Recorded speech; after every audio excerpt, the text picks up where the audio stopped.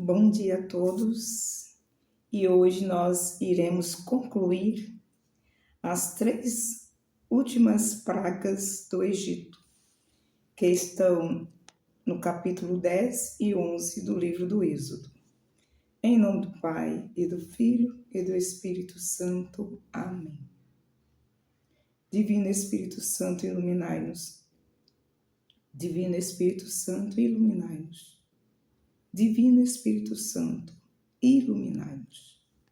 Nossa Senhora, sede da sabedoria, rogai por nós. E aqui no capítulo 10, nós encontramos a narração da praga dos gafanhotos.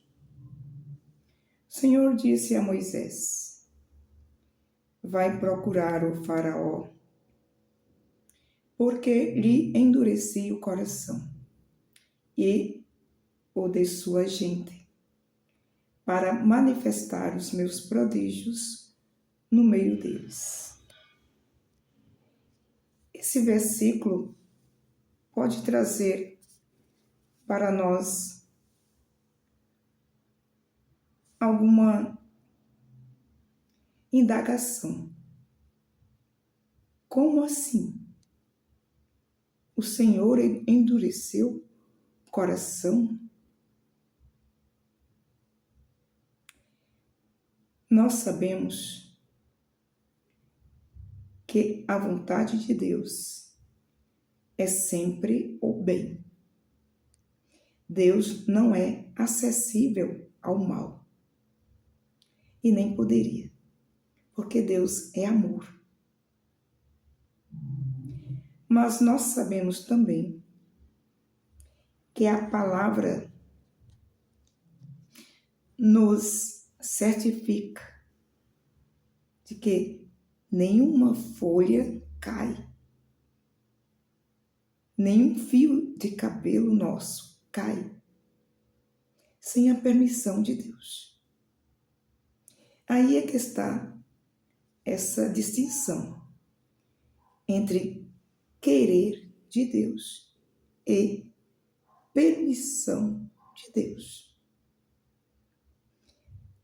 Deus não quer e não queria o endurecimento do coração do faraó, como também Deus não quer o fechamento do nosso coração. Mas exatamente porque Deus é amor, Ele permite. Deus não força a nós. Ele nos propõe. E cabe a nós acolher ou não a proposta de Deus.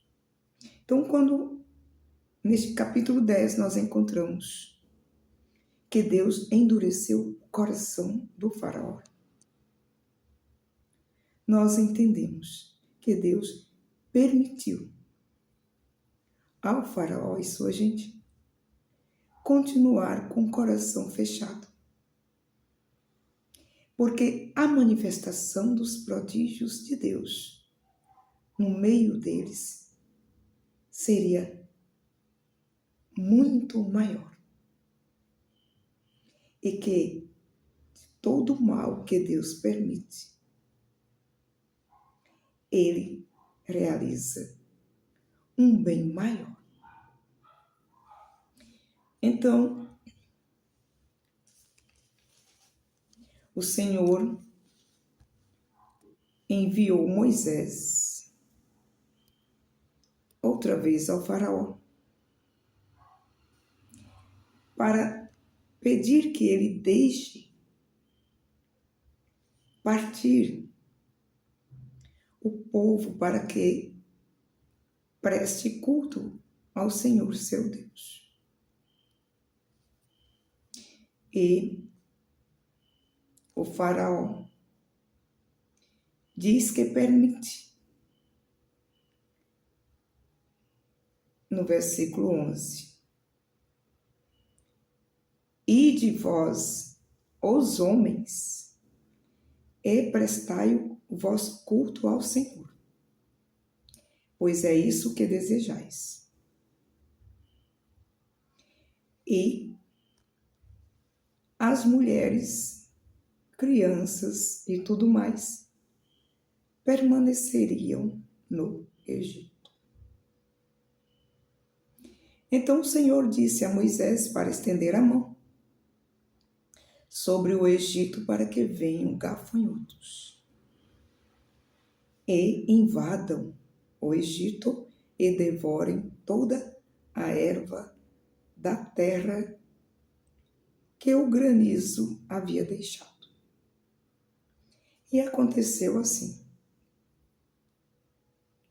Espalharam-se sobre todo o Egito e sobre todo aquele território egípcio uma grande quantidade de gafanhotos, como nunca houve, nem haverá jamais invasão semelhante.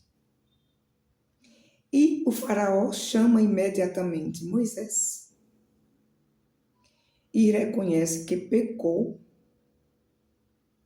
e pede perdão mais uma vez, para que o Senhor afaste dele esse flagelo mortal. E Moisés intercedeu e o flagelo cessou. Porém, o coração do faraó, endurecido, não deixou partir os israelitas. E vem as trevas, o flagelo das trevas, espessas trevas que cobriram o Egito durante 3 dias. O faraó chama novamente Moisés e diz que vá com o povo fazer as devoções ao Senhor. Mas permanecerão no Egito tanto o rebanho como as criancinhas.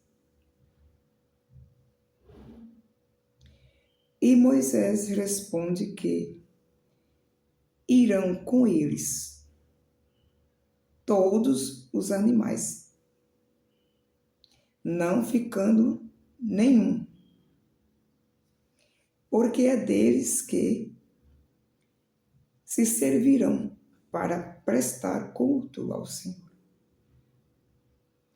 Quando o faraó responde a Moisés: fora da minha casa, e guarda-te de me tornar a ver, porque no dia em que tu vires o meu rosto, morrerás. Quer dizer, o faraó ameaça Moisés. E Moisés responde: tu mesmo disseste, já não verei o teu rosto. E acontece no capítulo 11 o anúncio da última praga do Egito, a 10ª praga. O Senhor diz a Moisés que se o faraó não deixar partir definitivamente o povo,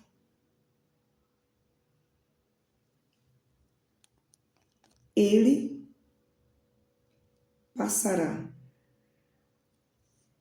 pela meia-noite através do Egito e morrerá todo primogênito na terra do Egito, inclusive o primogênito do faraó, que deveria subir ao trono como sucessor do seu pai. E haverá na terra do Egito um tal clamor que nunca houve antes. Porém, quanto aos israelitas, desde os homens até os animais, ninguém, nem mesmo um cão, moverá a sua língua. Quer dizer, todos estarão protegidos. E o Senhor ainda disse a Moisés: o faraó não irá te escutar, a fim de que meus prodígios se multipliquem no Egito. E aconteceu exatamente assim. Moisés e Arão tinham operado todos esses prodígios na presença do faraó. E o faraó continuou não permitindo aos israelitas partirem da sua terra. E assim concluímos o capítulo 11 do livro do Êxodo, que com este capítulo também concluímos o primeiro tópico do livro, que está dividido em 7 tópicos. Este primeiro tópico foi do capítulo 1 ao 11. Louvado seja nosso Senhor Jesus Cristo e sua mãe, Maria Santíssima.